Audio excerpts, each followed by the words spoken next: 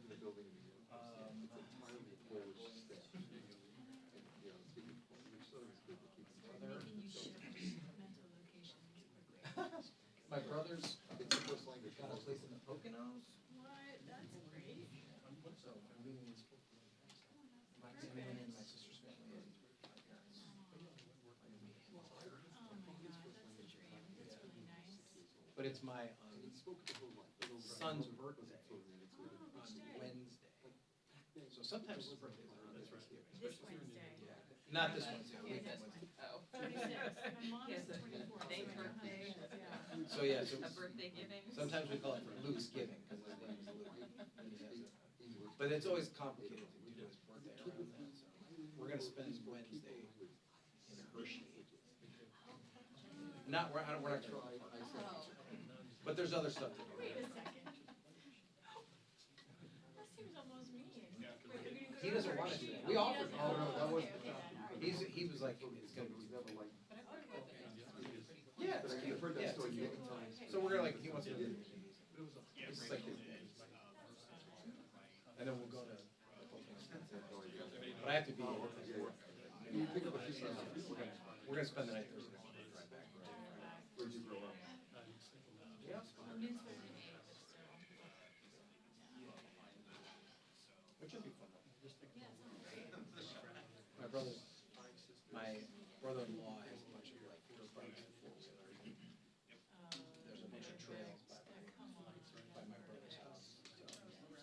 Well, yeah, no, like, it was a big, Because your brother big, in law would have to like big put a expense. trailer on pregnant, or do they just? Yeah, he has. Wait, they never came over, they came over, they did. Yep, he's got a whole operation. Right.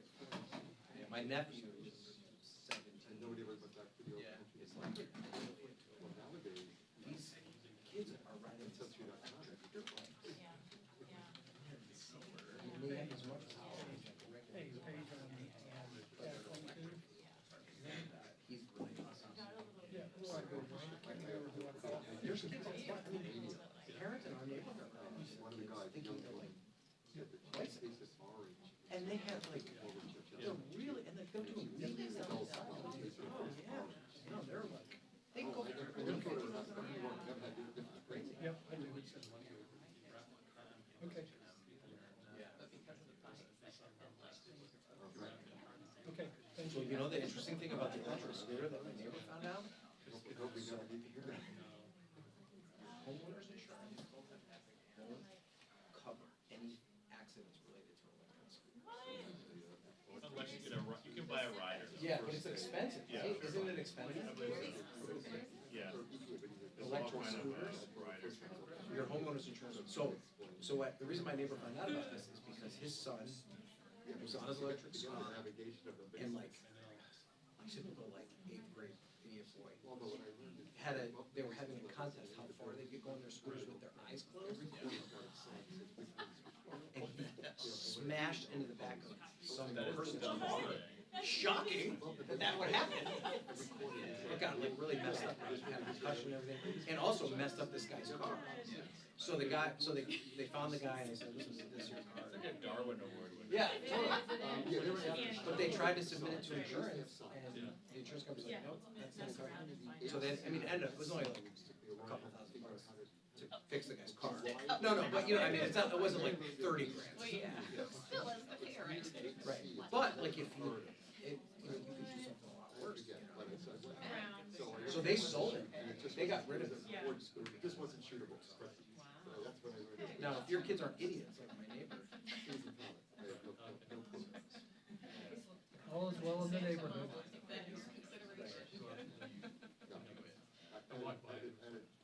I look up and I'm like, who's talking? Yeah, I know, I love And then I realize. I love that story. Yeah, that's really fun. I mean, I don't love it for our neighbors. you knew this kid, he would be Oh, surprised. your kid doesn't hang out with them? No, they hang out. Oh, not do the flying scooters. My son wouldn't do that. Tell them to not follow their. It's kind of known that you don't like this. It had to be like a good amount of damage for someone to think, oh, I should check with my homeowner. Oh, yeah, no, it was like they messed with like- this guy's car. And his son, like his son had to go to the hospital. I mean, it's not funny, that's terrible, but. We We can laugh about it now. Right.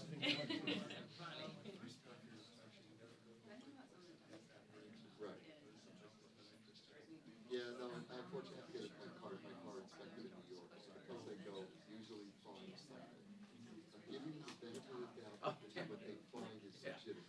Okay? And that they're just good at looking and trying to find work to do. You know, I'm just gonna give you that. Right.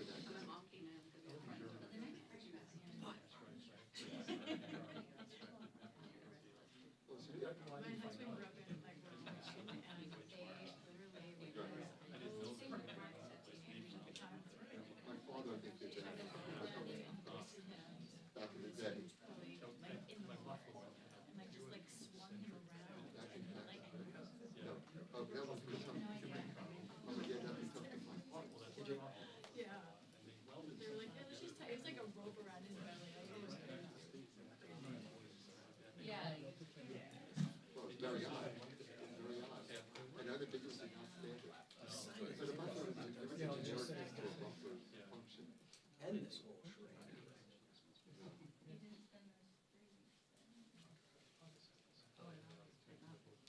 Right. So there's those, whenever there's, like armed services veteran, you know Eric King? Right, I figured the time frame is much more recent.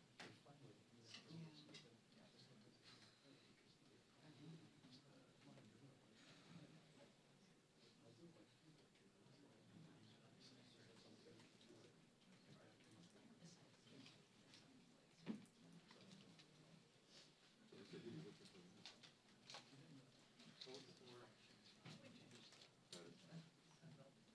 You're from Maine? It's a beautiful place. I'm not sure I can handle the winter up there. Like a blue collar.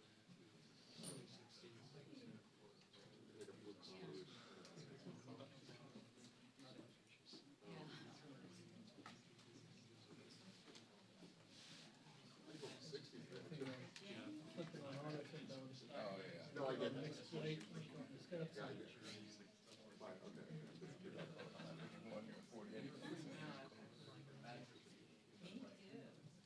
Vacation land. Okay. Yeah. Right.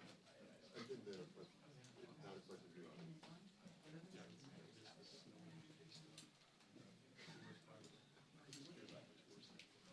Well, people who choose to lease to from relatively, some get from Florida.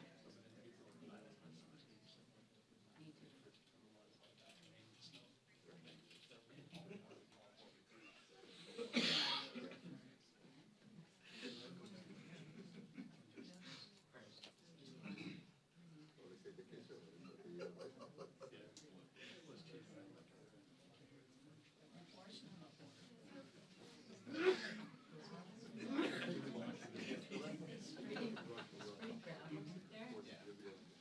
I was paying about twice that per month for my garage, and that was at my own spot. I give it to them, they slot it in very closely. It's almost an hour ahead of time. They have to unslot it out, so it's very, very sticky.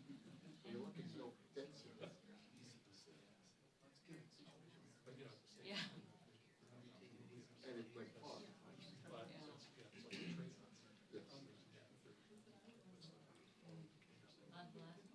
But if you put it to me, it would work.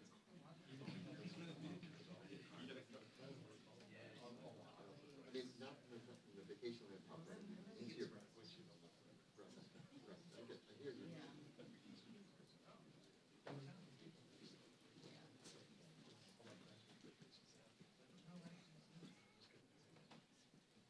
Right, right, I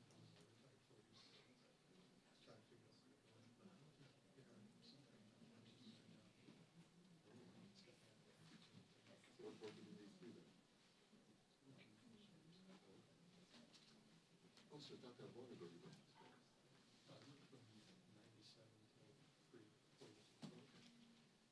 I think Eric is more recent, like very recent. Yeah, only a couple years.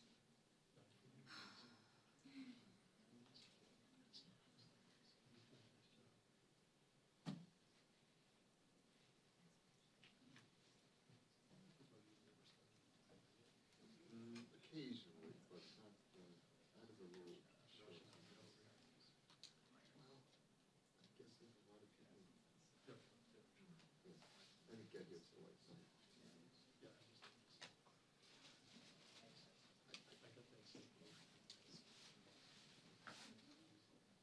I realize that I'm not very competitive compared to some of the other and they will file before I even first capture it.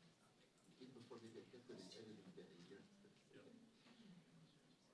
Whereas this, there's always, Jackson's always one long, and then Beckett just needs something before I say, right, so that's good for file, stop.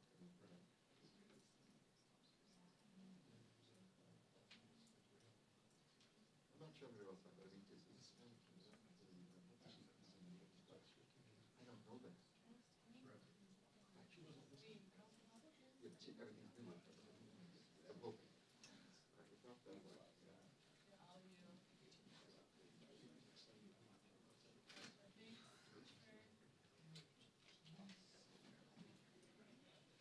well, sometimes the pressures could be, oh, I had, oh, I got that, the mobile, I had mobile. It's good to be, I mean, especially if they're in here or the studio, record, why are you these things?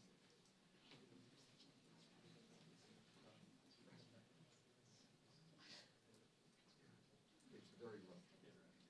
And the swamp, you may not have it, but you can get the same, it could be super bright. And the same pressure It's not, goes to it. it's that way, terrible. Right, yeah, and it's hard shadows. I shot an event on Sunday, this is like an indoor event that is spaces. And it's like, it's not photography, it's just people walking in rooms. And it's informal. It's cluttered. Every, you know, there's some daylight and then there's some moonlight. It's just ugly. Wow, you have different color temperatures in every scene. You have different exposures. And usually they open the curtains and they have the blue light. You know this. Which museum?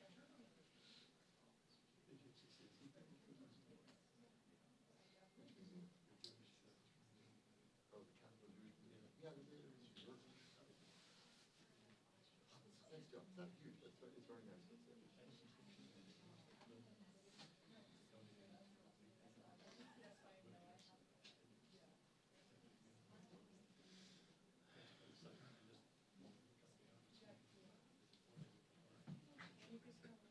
Yes, it's that.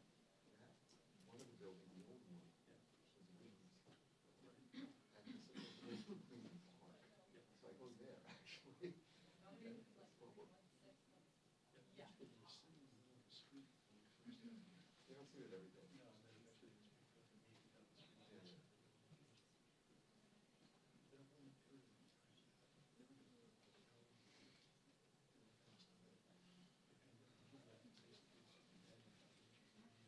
Well, one day they might, you know, that cycle of, hopefully won't be a pandemic. It turns out that people in Soho, there's something called the Jewish Women's Museum, which I never heard of until a friend of mine went to say, oh, I didn't know this existed. It's like, but it's got me sometimes things that didn't know existed. It's December 19th. Oh,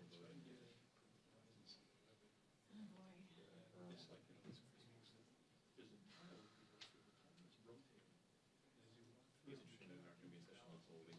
It's purposeful like that. It's a museum illusion. I have to look that up. Yeah. No, I haven't heard of that. Pop-up. But that's a defined word yet. Yeah.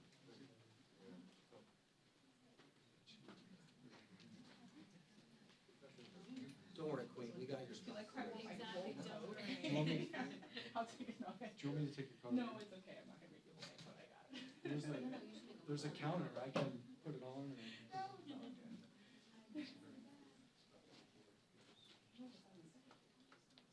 Just right, waiting for the other one to start.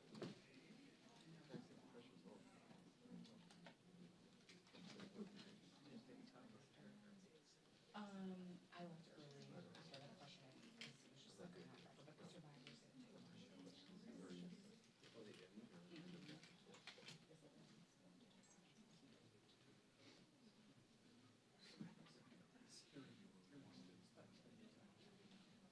But sometimes that,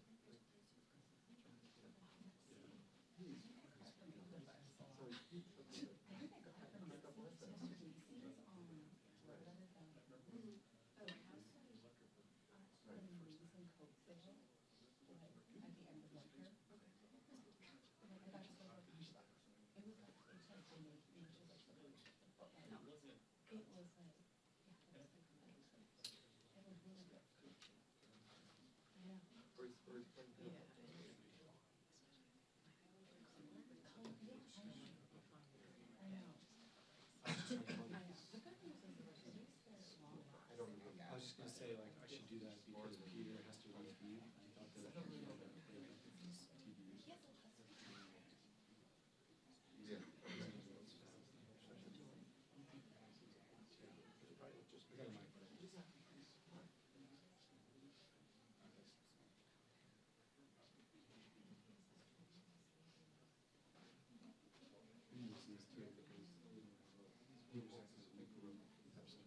Political. Okay. Okay, that sounds good. I might have to dip out. I'm asking him what's the latest I can take. It was a choice of ego.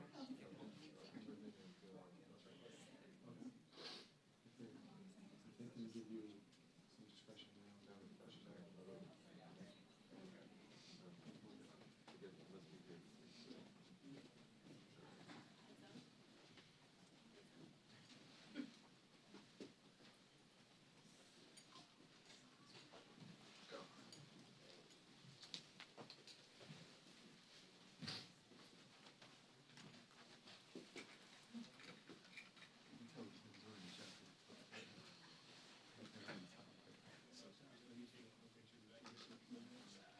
I fortunately don't. I've never been to the White House pool. There you're expected to wear. I'm not from pool.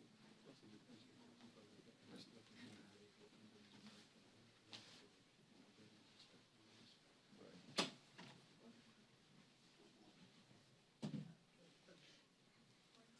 Hey.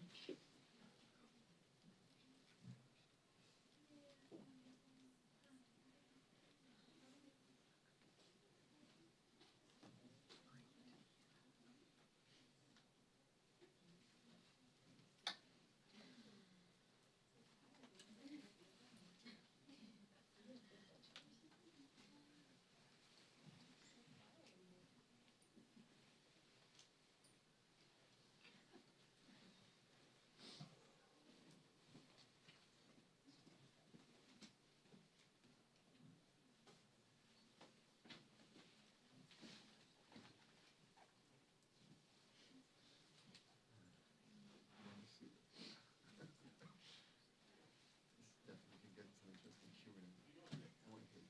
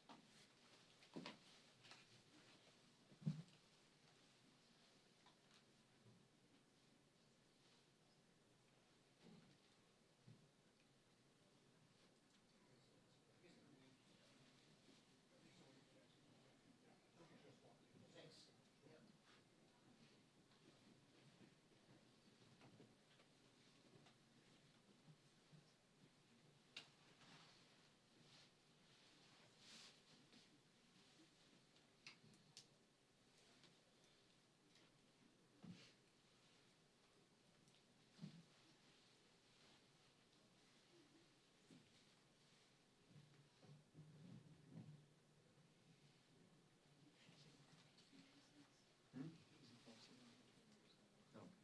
Usually they'll say 1 minute or something, but the thing is, at the end, first he gives a speech, you know, his notes, and then at the end he gives Q&A, so you get like 2 chances. Right.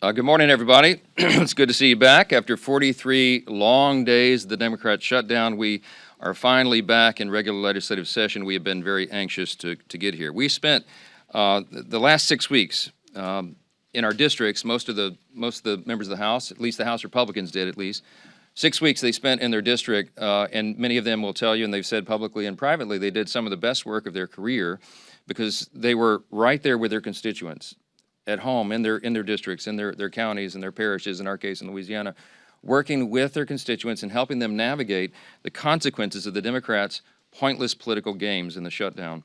They did some really important work. And we are ready and eager now to get back to the legislative session work, the other side of this job, so that we can deliver on our promises to the American people.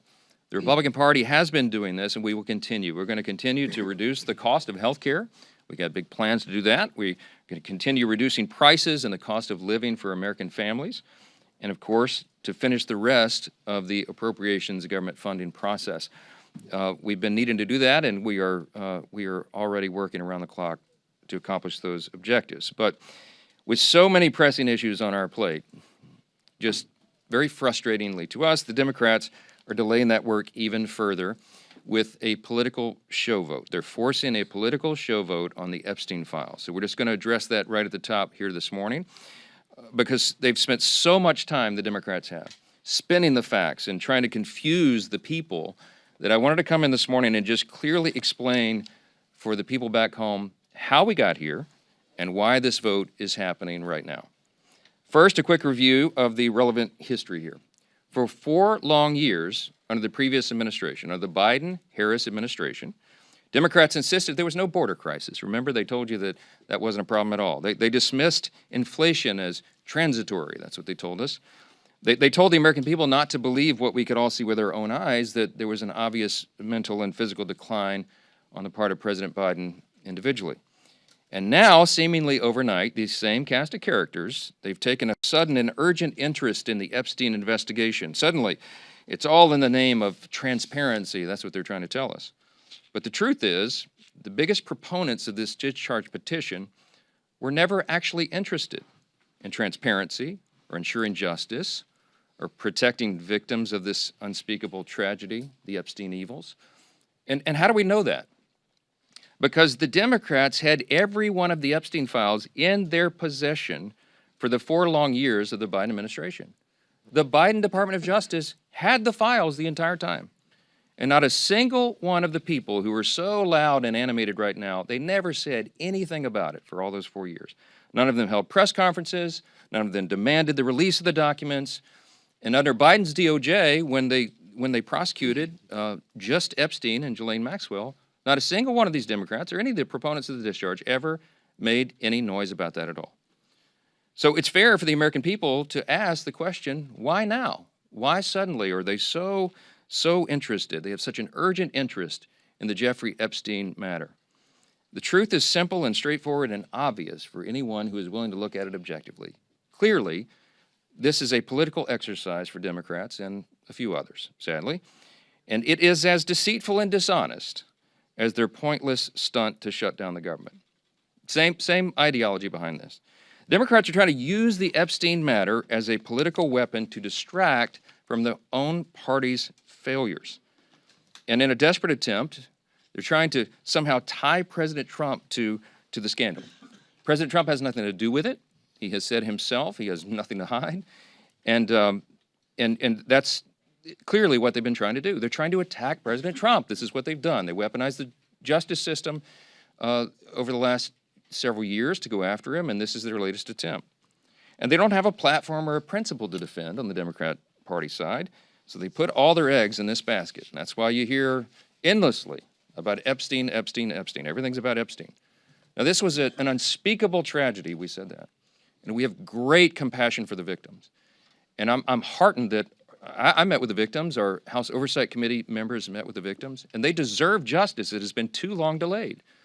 Not just justice for what they were made to endure, but also we need answers on why it took so long for the Department of Justice itself to do that job under previous leadership.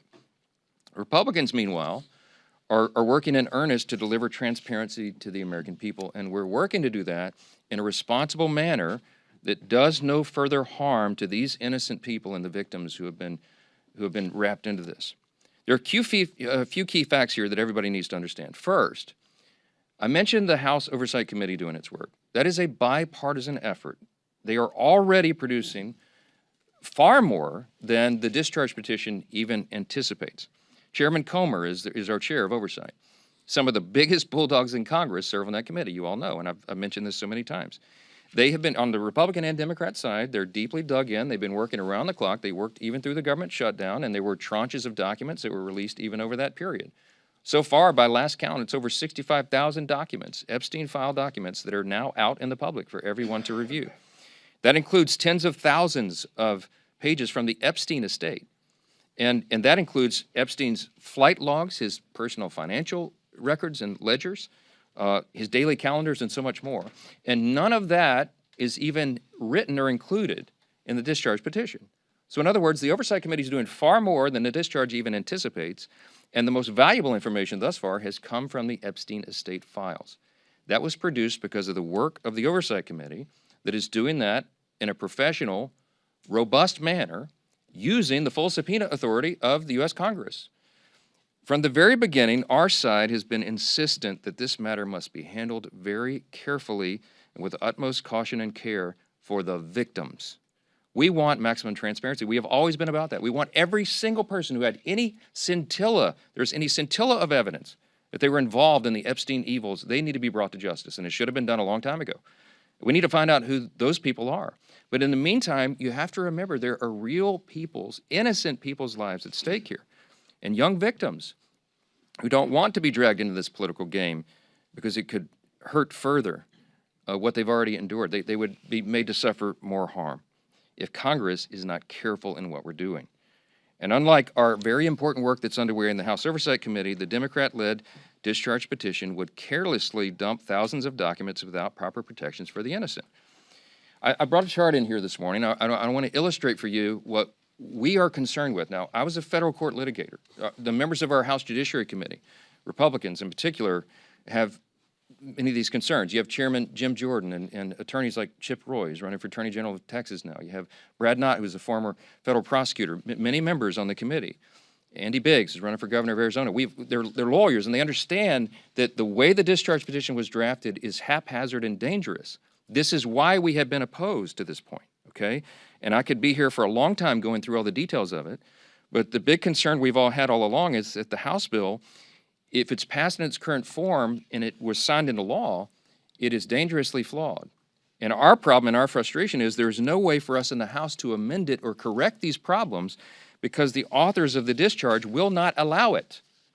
And that's one of our great frustrations. Let me just very quickly, we have a legal document that the lawyers, we have all drafted to explain all this, but let me give you five quick, maybe the top 5 concerns about it, and there are more. But as drafted, the discharge petition, it fails to fully protect victim privacy. I'm going to read you an excerpt out of our legal document we put together to explain all this. Congress should give the Attorney General broader authority to redact all the victim information. The discharge doesn't do that.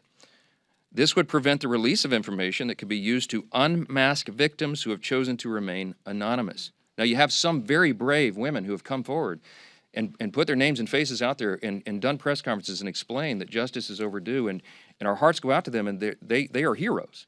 But you have as many as 1,000 women, by some of the accounts, who may be caught up in this. And the vast majority of them have not come forward, probably for obvious reasons. They don't want to be unmasked. But the discharge petition doesn't have adequate protections. It risks re-victimizing those who were trafficked and exploited. And the courts have recognized this concern, by the way. I'll read you a quick excerpt. On August 20th of this year, Judge Richard Berman of the Southern District of New York issued an order denying the DOJ's request to release Epstein grand jury materials, noting, quote, names and identifying information of victims appear in the subject materials, unquote.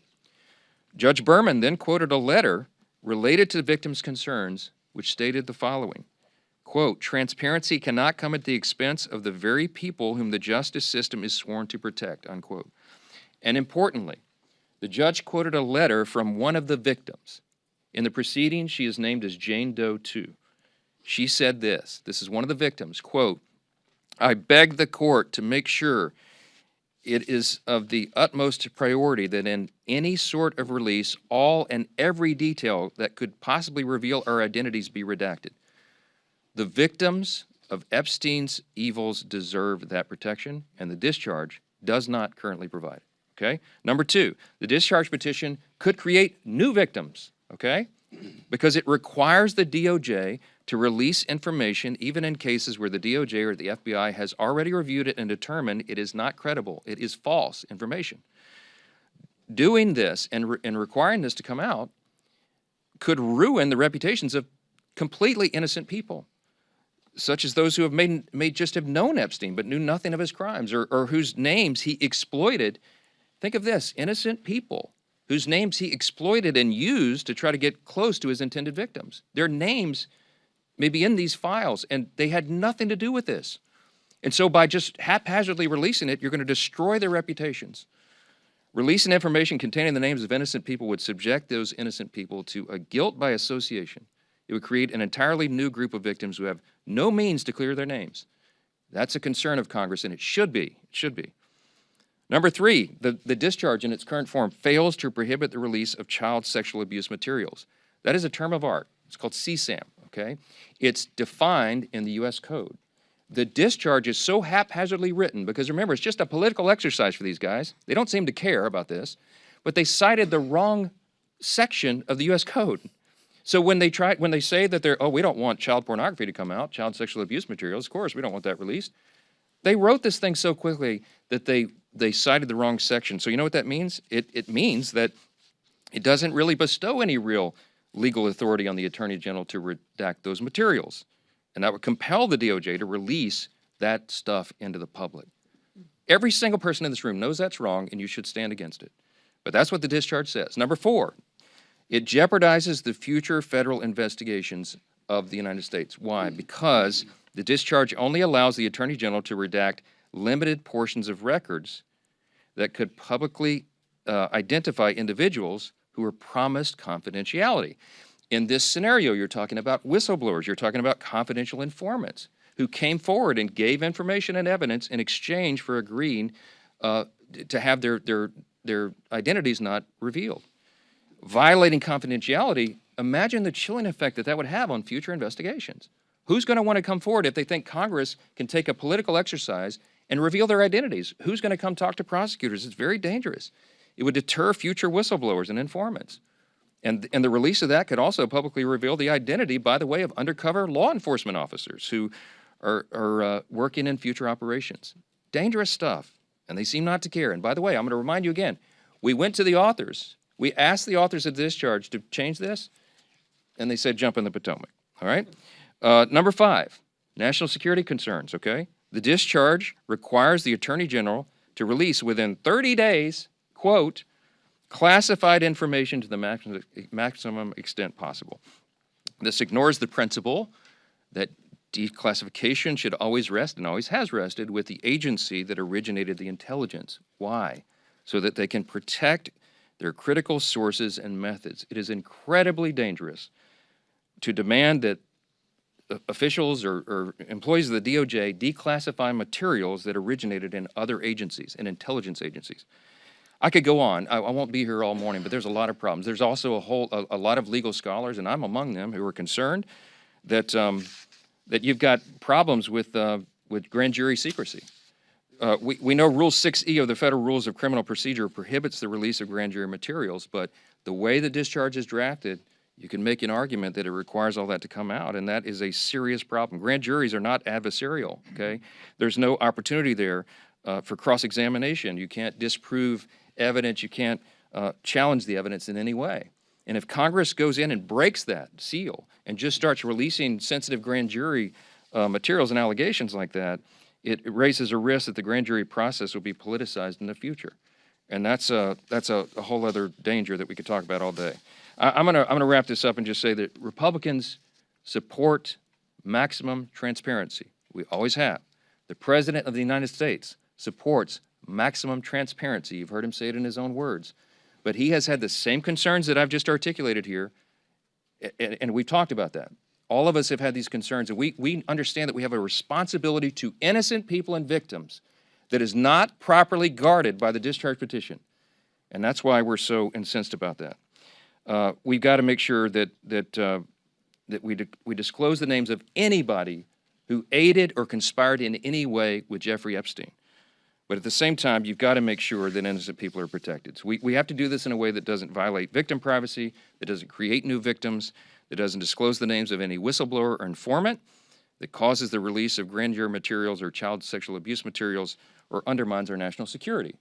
And I think everybody of good conscience and common sense would say, of course you have to do that. But here we are.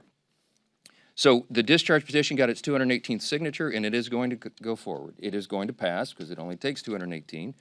And we know that the Democrats have disregarded all these concerns, and they're going to move it forward anyway. So all the people of good conscience here say, we've registered our concerns, we stated our opposition as long as possible, but we're also for maximum transparency. So what am I to do as a leader in a situation like this? I call my counterpart in the Senate, Leader Thune, and I talked him through this with him and shared our deep concerns. And of course, they share those concerns as well. And so I'm very confident that when this moves forward in the process, if and when it is processed in the Senate, which there's no certainty that that will be, that they will take the time methodically to do what we have not been allowed to do in the House, to amend this discharge petition and to make sure that these protections are there. The authors of the discharge did not allow us to do that here. That's the rules here. But in the Senate, they can correct it. So under that circumstance, because of that, we know there's serious deficiencies. We know that the work of our colleagues in the Senate can address that and will. They're very conscientious and concerned, as we are, about all this. As we've insisted from the very beginning, Republicans are the only party trying to make a material difference in ensuring maximum transparency. Oh, by the way, I'll just tell you, I put the bill on the floor for unanimous consent last Wednesday night. And guess who objected to it? The Democrats, okay? If this is so urgent and they were so concerned about getting this done and seeing justice be done and all that, they would not have blocked the request, okay? This is about politics. They blocked our unanimous consent motion to expedite their bill and made us waste all this additional time so they could have a show vote today. Republicans are ready to get the job done, to move forward so we can continue to get on to these important issues of dealing with what the American people demand and deserve for us to deal with. And so I want to leave you with this thought. Everybody should think long and hard about who here is acting truthfully, honestly, and in good faith. It is not the Democrat Party that has obfuscated and blatantly lied for the last 4 years about all these things. It is not the Democrats who shut down the government for their own selfish political purposes. It is not the Democrats who blocked the passage of this discharge a week ago because they wanted to have a political moment. It is the Republicans who are acting in good faith, and I believe the American people are going to see that and understand it. I'm going to vote to move this forward. I think it could be close to a unanimous vote because everybody here, all the Republicans, want to go on record to show they're for maximum transparency, but they also want to note that we're demanding that this stuff get corrected before it is ever moves through the process and is completed. I sincerely hope my Democrat colleagues will show the same level of urgency and enthusiasm when it comes to tackling the real issues facing the country that we got to get to, and that's what we really wanted to talk about this morning. Affordability issues are real, and the Democrats themselves created the crisis. Remember, over the last 4 years of the Biden administration, they spent like drunken sailors, and when you throw a bunch of new money into the system, it makes inflation rise, right? Republicans are ready and eager to continue our work to clean up the mess that the Democrats made. We've been doing that already, and we're going to continue to do it. Joining the leadership team this morning to discuss our record-setting success and our continued efforts to bring back affordability, to lower the cost of living, to lower the cost of health care, and have abundant American energy are two of our Republican colleagues who are leading the charge on this issue. And Chairman Brett Guthrie, you'll hear from in a moment, from Energy and Commerce, will speak with you, and Congressman Nick Begich of Alaska great state of Alaska, is going to address it as well. But I'll first turn it over to our chair of our conference, Lisa McLean. Thank you. Well, good morning, everybody, and welcome back. So let me start with this. House Republicans will not allow Democrats to distract us. And we will not allow any more obstructions to stop us from doing the work of the American people. Because the American people sent us here to do a job, and that's what we intend to do. The Democrats' shutdown never stopped us. The countless witch hunts against President Trump never stopped us either. And the latest discharge petition is just another Democrat distraction. And I can assure you that won't stop us either, because the American people actually expect us to do our jobs and not to distract and obstruct. For more than 40 days, Democrats inflicted needless pain on hardworking Americans. And I ask you this, for what? For what did all of these Americans suffer pain? They did it to use the American people's pain as political leverage. And let that sink in for a second. And don't take my word for it, take Catherine Clark's word for that. They used the leverage for $1.5 trillion of a wish list for that Americans' families just simply can't afford. But Democrats, they didn't get a single one of their demands because House Republicans actually stayed united. And now we're taking that momentum into the fight that matters most to the American people. This week, House Republicans will pass consequential bills to make energy costs more affordable. Bills that will lower energy costs for hardworking families, bills that will build on the work that we've achieved to unleash American energy that we passed in the Working Families Tax Cuts. Bills that increase energy production, which you'll hear from Representative Begich and Chairman Guthrie, that cut red tape and drive down prices for every single American. And contrast that to what will the Democrats do? They will almost certainly vote no. But ask yourself why. Why? It's because their radical left won't let them vote yes. So again, Republicans want to bring down energy costs. That's why we will vote yes on the bill. Democrats have a lot of talking points, but their actions will say no. We don't want to bring down energy costs for Americans, and they will vote no, right? So at some point, y'all need to ask the Democrats, when will your actions match your words? Because they don't. The contrast is crystal clear. Republicans will always fight to make energy more affordable for the American people. Now, the Democrats, they'll talk about it, but when the rubber meets the road and they have to vote, watch how they vote. They will absolutely vote no.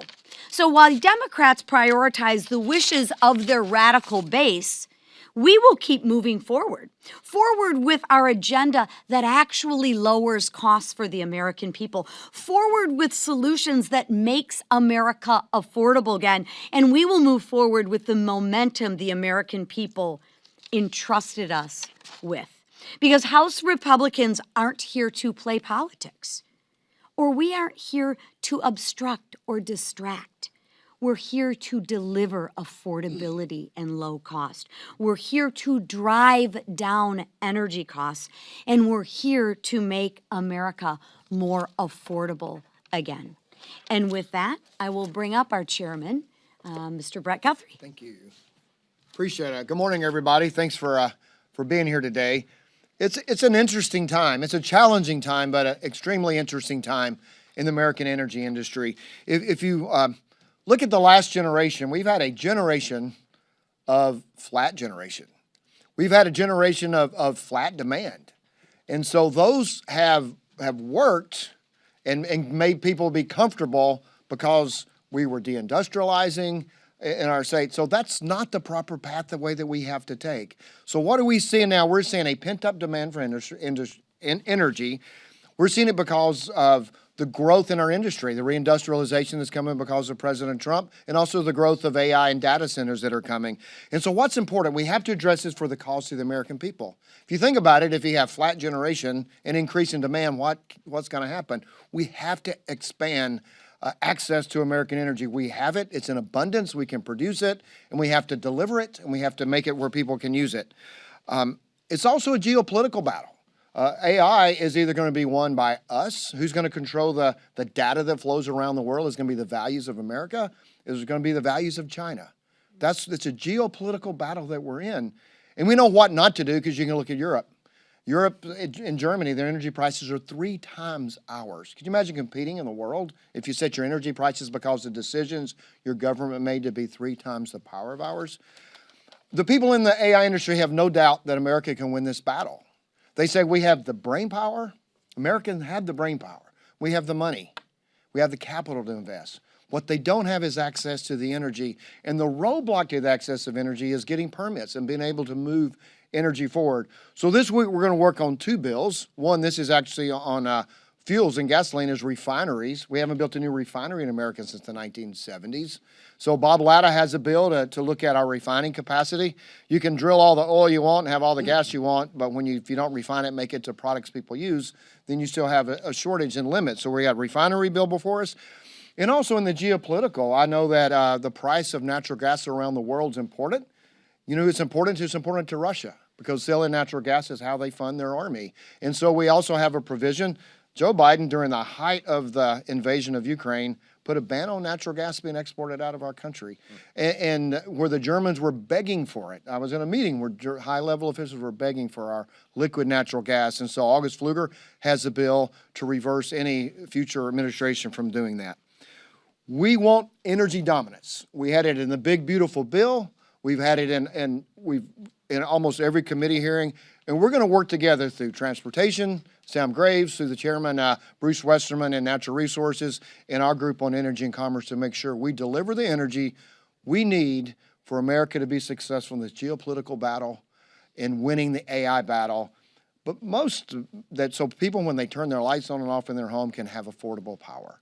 And one of the great resources of power and one of the most beautiful places in our great country is in Alaska. Even at 46 below zero, in Fort Greely, Alaska, if you happen to go to Northern Warfare School, you can sit around and look around and go, wow, this is a stunningly beautiful place. And so I'm glad to hand this over to my good friend from Alaska, Nick Begich. Thank you, Chairman.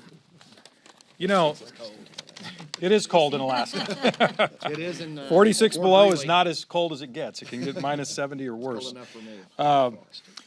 You know, every product in America is an energy product. Whether you're producing that product, whether you're sending that product to a grocery store, whether you're going to the grocery store to pick up that product, whether you're going to visit family for Thanksgiving, you're expending energy. And if we want to address affordability in this nation, the best way to do that is to address the fundamental cost of energy. If we're going to do that, we've got to produce more of it. And I happen to be from the great state of Alaska, where we do have abundant natural gas, where we do have abundant oil reserves. But in the previous 4 years, under the Biden administration, we were not allowed to access those important resources for the American people. In fact, under Joe Biden, there were more than 70 executive orders and actions that specifically targeted Alaska, preventing us from developing the oil and gas resources of the state and the critical minerals that we're hearing so much about today. Today's bills help unlock the resources of Alaska for the benefit of the American people and do so in a durable fashion. In the National Petroleum Reserve of Alaska and the 1002 area of our North Slope. That's 20 million acres unlocked for the benefit of the people of this nation. And I want to thank the leadership team who has prioritized affordability in this country again, who understands that affordability begins with resources and our ability to add value to those resources. Alaska is ready to be a part of that solution, and I'm proud today to introduce these bills, get them passed, and send them over to the Senate. Thank you, and I turn it over to our great whip, Emmer. Thank you. These days, anti-Trump temper tantrums seem to be the Democrat Party's MO. Instead of helping us, Republicans in the House, the President in the White House, and the Senate majority, instead of helping us secure our border, cut taxes, and make life more affordable for the American people, Democrats have shown time and time again that they're more interested in opposing President Trump and his successful agenda at every turn. But their obstruction and partisan games will not deter our efforts to deliver countless wins for the American people. This week, House Republicans are returning to Washington with a packed agenda, full of promises kept. Where the Biden administration and climate alarmists stifled our nation's energy production and caused prices to skyrocket, House Republicans and President Trump are restoring America's energy security and ensuring affordability. Where Democrats put violent criminals above innocent Americans, Republicans are ensuring our communities are safe from dangerous offenders. And where Democrats chase headlines and mislead the public, Republicans are actually pursuing transparency and justice. The contrast could not be more clear. Republicans govern, Democrats obstruct. We already passed the largest middle-class tax cut in American history with absolutely no help from Democrats. And that was just the beginning. Now, as you see, that we're back from this ridiculous, needless shutdown caused by Democrats, we're moving full steam ahead to make up for the days that they have taken away with their delusional shutdown. And with that, I'll turn it over to our leader, Steve Scalise. Well, thank you, Whip. And it's good to be back. It's good to have the Democrat shutdown ended and the pain, the suffering that went on for way too long finally be over. And now to see the House back doing its business. And, of course, we missed a few weeks, and so we're making up for lost time. We have a very robust schedule this week. As you can see, full 5-day work week. We're going to be working and having some late-night votes. Today we have 3 vote series going into the night, and our members have rolled up their sleeves and are ready to get back to work, too. The committees are going to be meeting into the night this week and beyond to catch up and get back to focusing on those issues that we've been fighting for this entire Congress, and that is fighting for those families who have been struggling under the failed Biden agenda. All we saw under the Biden and Democrat agenda was higher costs for families, higher inflation, higher interest rates, open borders, chaos around the world. And President Trump has reversed that quickly.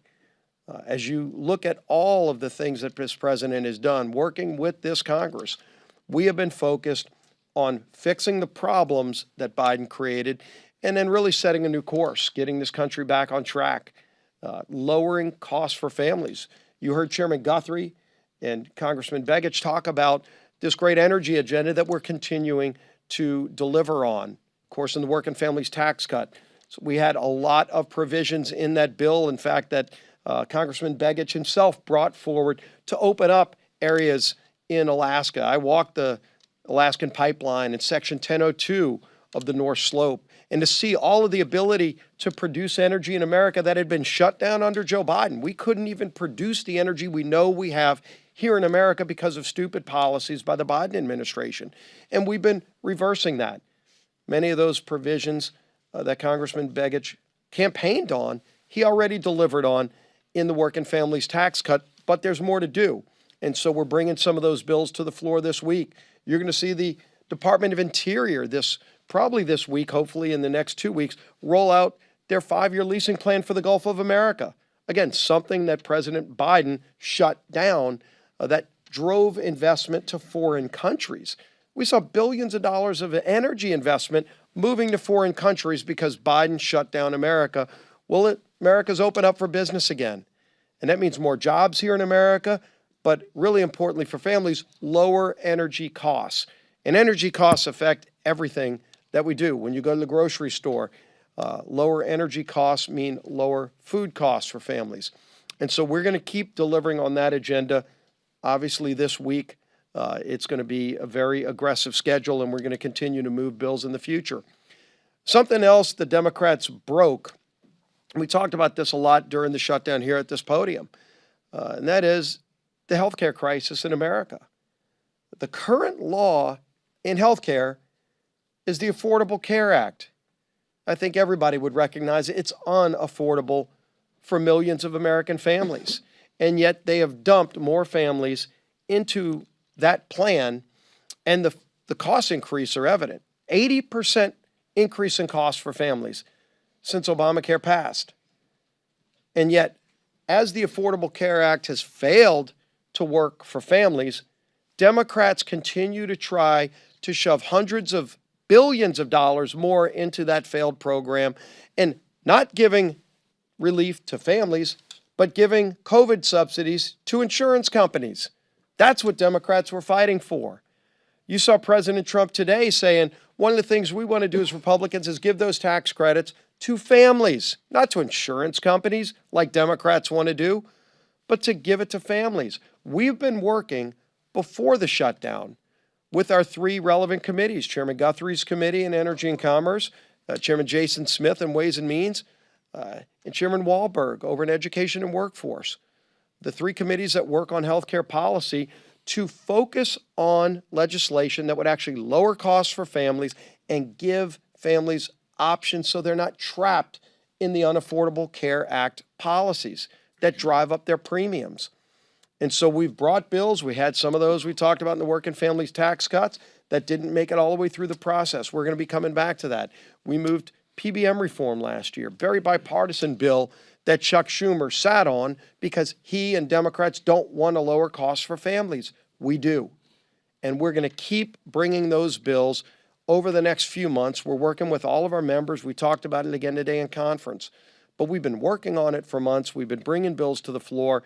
And Democrats, sadly, have walked away from this because all they want to do is force people into unaffordable products, the Unaffordable Care Act. They want families to have to pay more in premiums because they want a single-payer, government-run healthcare system. It has failed the American people, and they deserve better, and we're going to deliver better for American families. And finally, today we released the calendar for next year, so I know you're all interested in what that's going to be.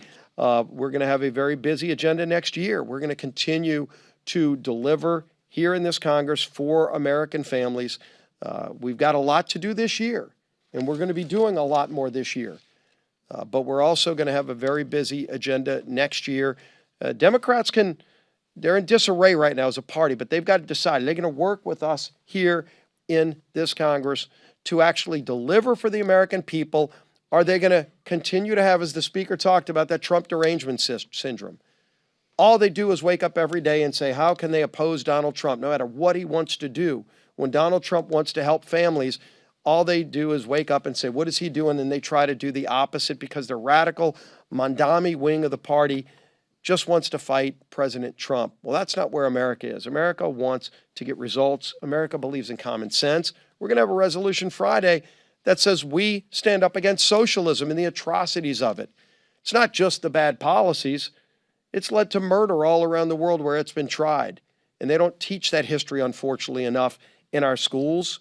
And so a lot of young people don't even get exposed to the atrocities of socialism. But we'll surely be talking about it and voting on it this Friday.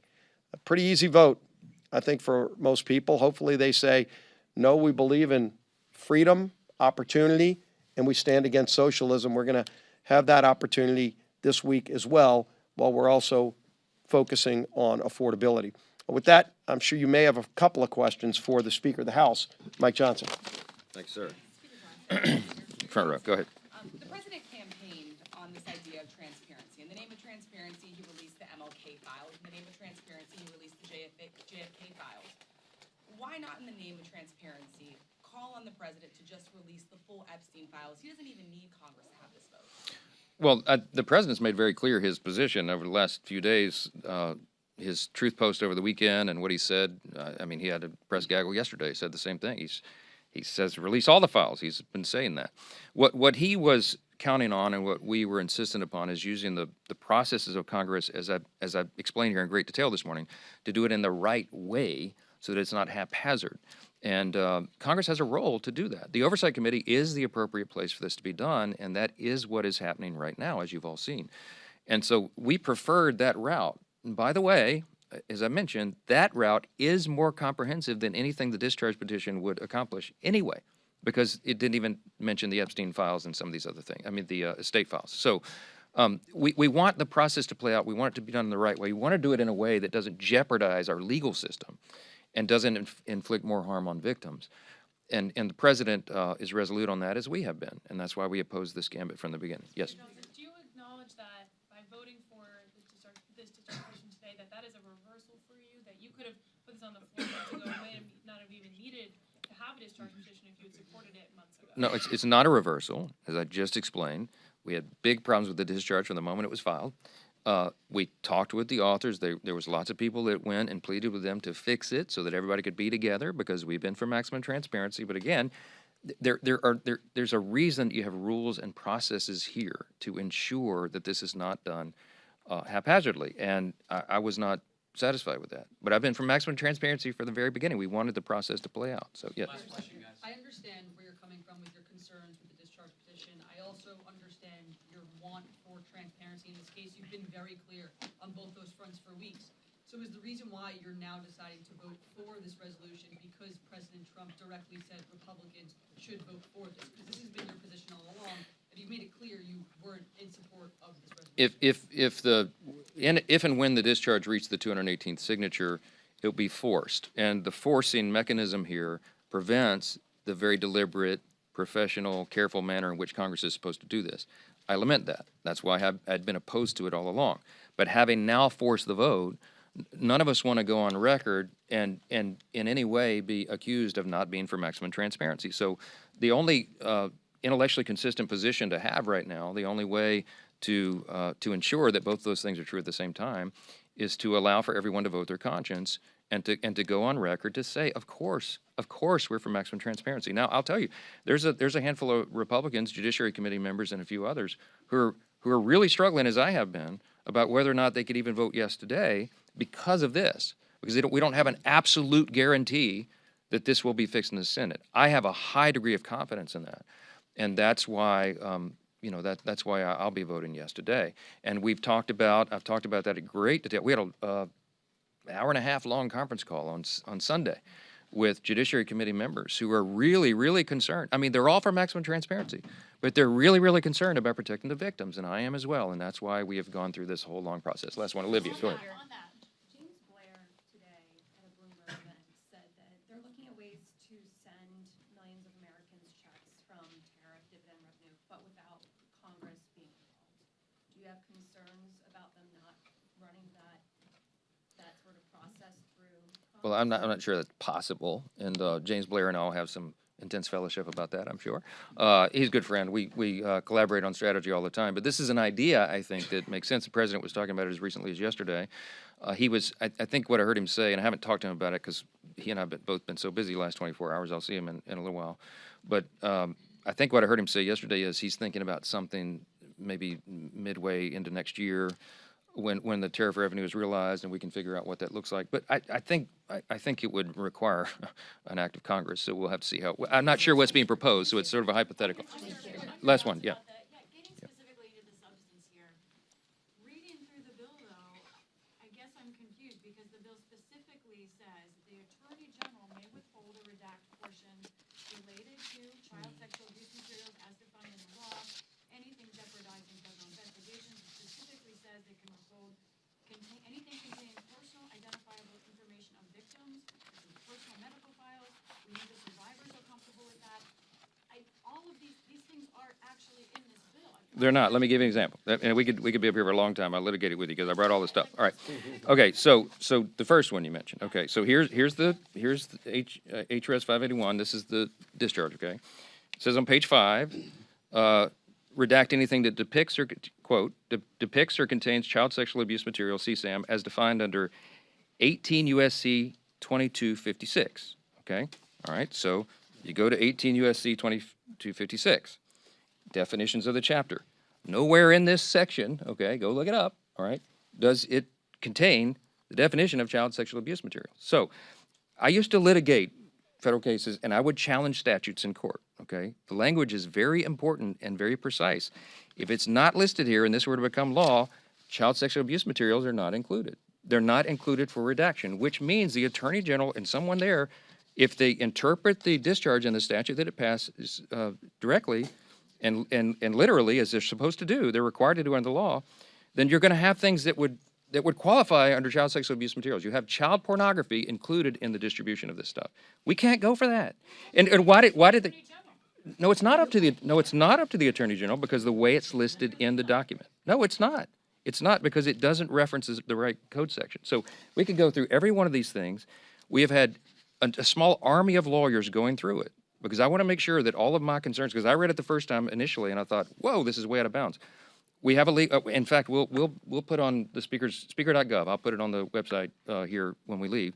You'll see the summary of the legal analysis, and it goes through point by point, and it points to the specific sections in the discharge.